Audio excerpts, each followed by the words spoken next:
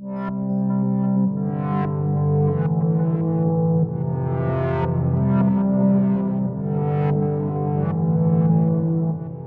Great Gatsby by F. Scott Fitzgerald. Chapter 1. In my younger and more vulnerable years, my father gave me some advice that I've been turning over in my mind ever since. When you feel like criticizing anyone, he told me, just remember that all the people in this world haven't had the advantages that you've had. He didn't say any more, but we've always been unusually communicative in a reserved way. And I understood that he meant a great deal more than that. In consequence, I'm inclined to reserve all judgments, a habit that has opened up many curious natures to me, and also made me the victim of not a few veteran bores. The abnormal mind is quick to detect and attach itself to this quality when it appears in a normal person. And so it came about that in college, I was unjustly accused of being a politician, because I was privy to the secret griefs of wild, unknown men. Most of the confidences were unsought. Frequently, I have feigned sleep, preoccupation, or a hostile levity when I realized by some unmistakable sign that an intimate revelation was quivering on the horizon. For the intimate revelations of young men, or at least the terms in which they express them, are usually plagiaristic and married by obvious suppressions. Reserving judgments is a matter of infinite hope. I am still a little afraid of missing something if I forget that. As my father snobbishly suggested, and I snobbishly repeat, a sense of the fundamental decencies is parceled out unequally at birth. And after boasting this way of my tolerance, I come to the admission that it has a limit. Conduct may be founded on the hard rock or the wet marshes, but after a certain point, I don't care what it's founded on. When I came back from the East last autumn, I felt that I wanted the world to be in uniform and at a sort of moral attention forever. I wanted no more riotous excursions with privileged glimpses into the human heart. Only Gatsby, the man who gives his name to this book, was exempt from my reaction. Gatsby, who represented everything for which I have an unaffected scorn. If personality is an unbroken series of successful gestures, then there was something gorgeous about him, some heightened sensitivity to the promises of life, as if he were related to one of those intricate machines that register earthquakes 10,000 miles away. This responsiveness had nothing to do with that flabby impressionability which is dignified under the name of the creative temperament. It was an extraordinary gift for hope, a romantic readiness such as I have never found in any other person, and which it is not likely I shall ever find again. No, Gatsby turned out all right in the end. It is what preyed on Gatsby, what foul dust floated in the wake of his dreams, what temporarily closed out my interest in the abortive sorrows and short-winded elations of men. My family have been prominent, well-to-do people in this middle western city for 3 generations. The Carraways are something of a clan, and we have a tradition that we're descended from the Dukes of Bucelec. But the actual founder of my line was my grandfather's brother, who came here in 51, sent a substitute to the Civil War, and started the wholesale hardware business that my father carries on today. I never saw this great-uncle, but I'm supposed to look like him, with special reference to the rather hard-boiled painting that hangs in Father's office. I graduated from New Haven in 1915, just a quarter of a century after my father, and a little later I participated in that delayed Teutonic migration known as the Great War. I enjoyed the counter-raid so thoroughly that I came back restless. Instead of being the warm center of the world, the Middle West now seemed like the ragged edge of the universe. So I decided to go east and learn the bond business.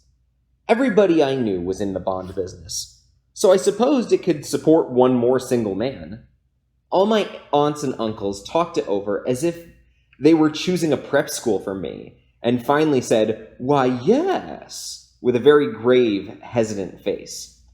Father agreed to finance me for a year, and after various delays, I came east permanently, I thought, in the spring of 22. The practical thing was to find rooms in the city, but it was a warm season, and I had left a country of wide lawns and friendly trees.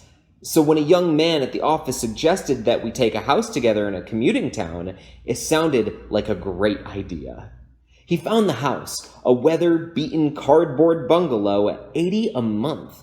But the last minute the firm ordered him to Washington and I went out to the country alone.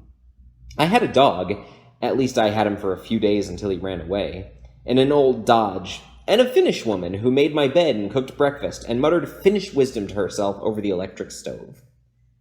It was lonely for a day or so until one morning some man more recently arrived than I stopped me on the road. "How do you get to West Egg Village?" he asked helplessly. I told him, and as I walked on, I was no longer lonely. I was a guide, a pathfinder, an original settler. He had casually conferred on me the freedom of the neighborhood. And so with the sunshine and the great bursts of leaves growing on the trees, just as things grow in fast movies, I had that familiar conviction that life was beginning over again with the summer. There was so much to read, for one thing, and so much fine health to be pulled down out of the young, breath-giving air. I bought a dozen volumes on banking and credit investment securities, and they stood on my shelf in red and gold like new money from the mint, promising to unfold the shining secrets that only Midas and Morgan and Maecenas knew.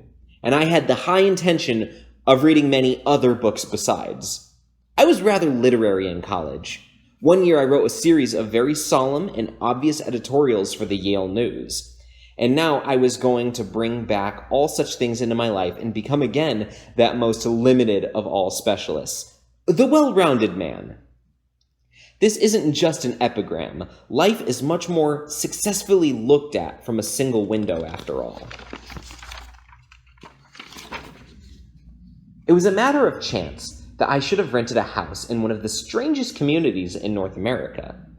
It was on that slender, riotous island which extends itself due east of New York, and where there are, among other natural curiosities, two unusual formations of land.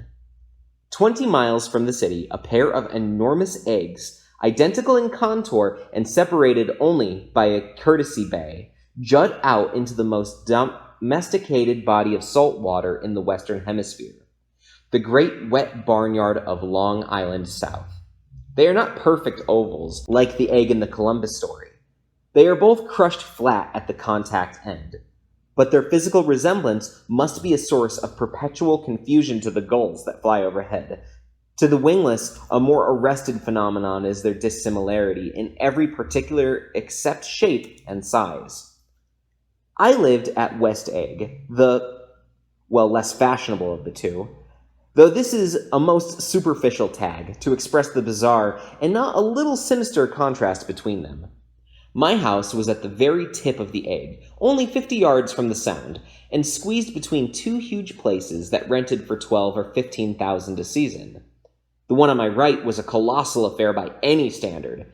It was a factual imitation of some Hotel de Ville in Normandy, with a tower on one side, spanking new under a thin beard of raw ivy, and a marble swimming pool, and more than 40 acres of lawn and garden.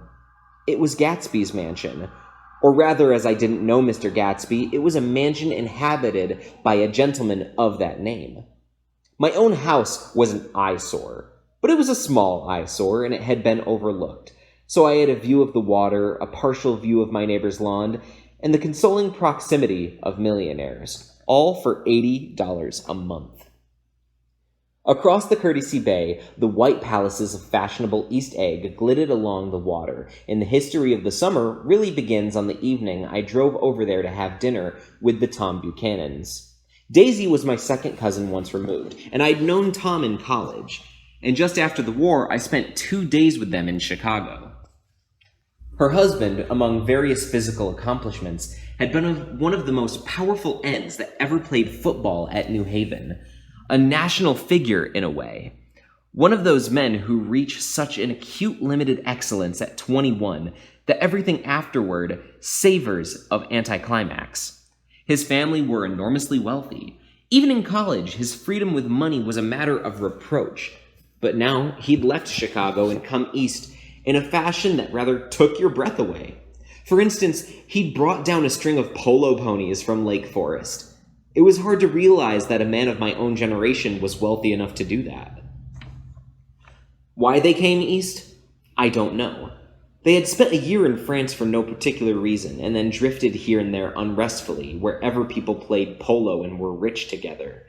This was a permanent move, said Daisy over the telephone, but I didn't believe it. I had no sight into Daisy's heart, but I felt that Tom would drift on forever, seeking a little wistfully for the dramatic turbulence of some irrecoverable football game. And so it happened that on that warm, windy evening, I drove over to East Egg to see two old friends whom I scarcely knew at all. Their house was even more elaborate than I expected, a cheerful red and white Gregorian colonial mansion overlooking the bay. The lawn looked at the beach and ran toward the front door for a quarter of a mile, jumping over sundials and brick walls and burning gardens. Finally, when it reached the house, drifting up the side in bright vines as though from the momentum of its run. The front was broken by a line of French windows, glowing now with reflected gold and wide open to the warm, windy afternoon.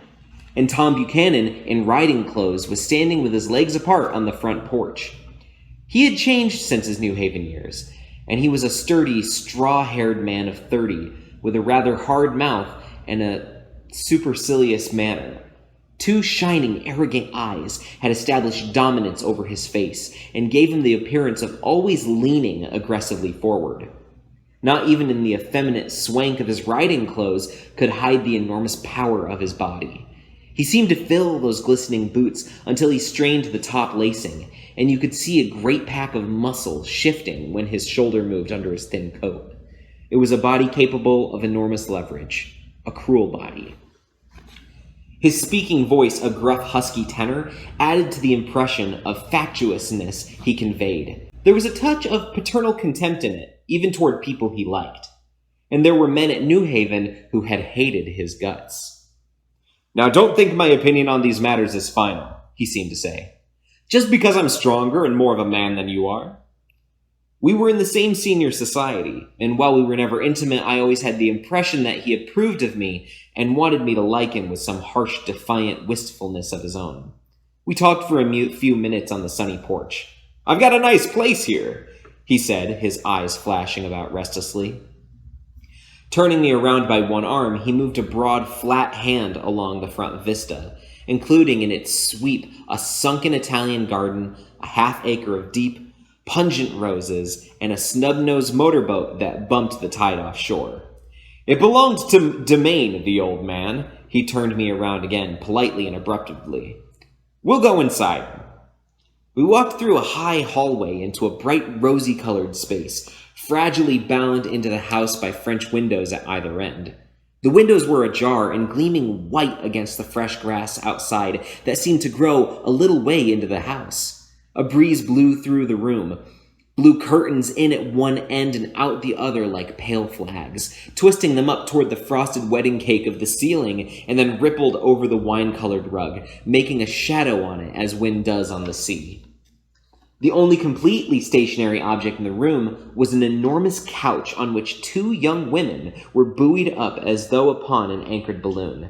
They were both in white, and their dresses were rippling and fluttering as if they had just been blown back in after a short flight around the house.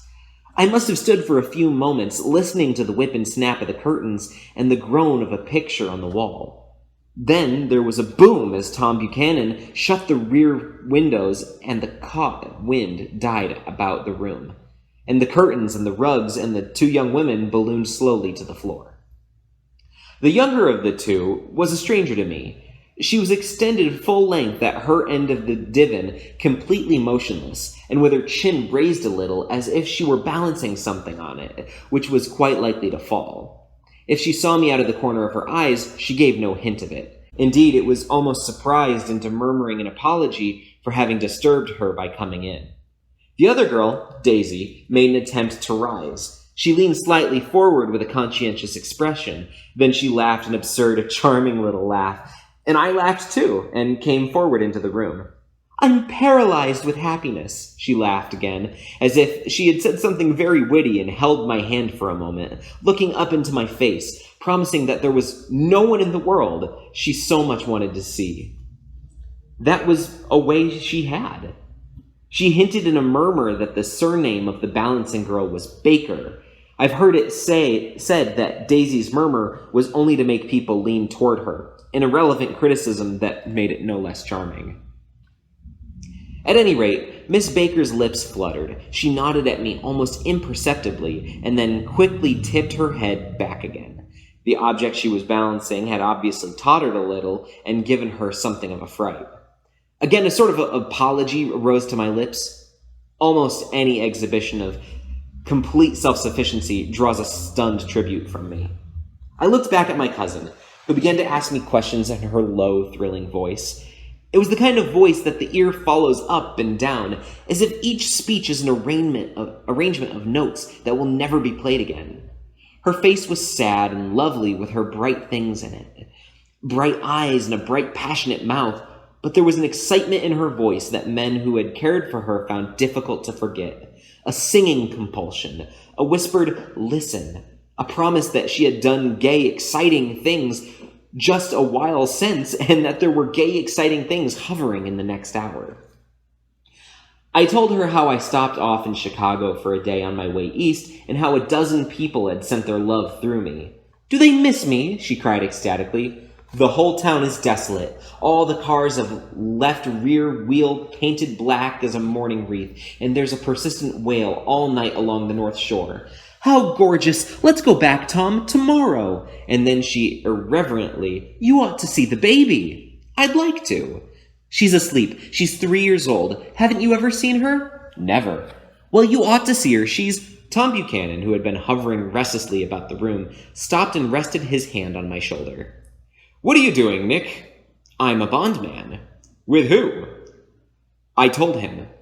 I've never heard of them, he remarked decisively. This annoyed me.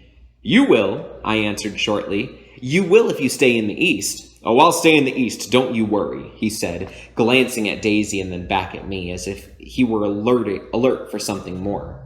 I'd be a goddamn fool to live anywhere else. At this point, Miss Baker said absolutely, with such suddenness that I started. It was the first word she'd uttered since I came into the room. Evidently, it surprised her as much as it did me, for she yawned with a series of rapid, deft movements, stood up into the room. I'm stiff, she complained. I've been lying on that sofa for as long as I can remember. Don't look at me, Daisy retorted. I've been trying to get you to New York all afternoon.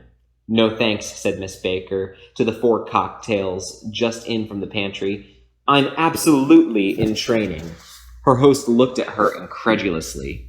You are? He took down his drink as if a drop in the bottom of the glass. How you ever get anything done is beyond me. I looked at Miss Baker, wondering what it was she had got done. I enjoyed looking at her. She was a slender, small-breasted girl with an erect carriage, which she accentuated by throwing her body backward at the shoulders like a young cadet. Her gray, sun-stained eyes looked back at me with a polite, reciprocal curiosity out of a wan, charming, discontented face. It occurred to me now that I had seen her, or a picture of her, somewhere before.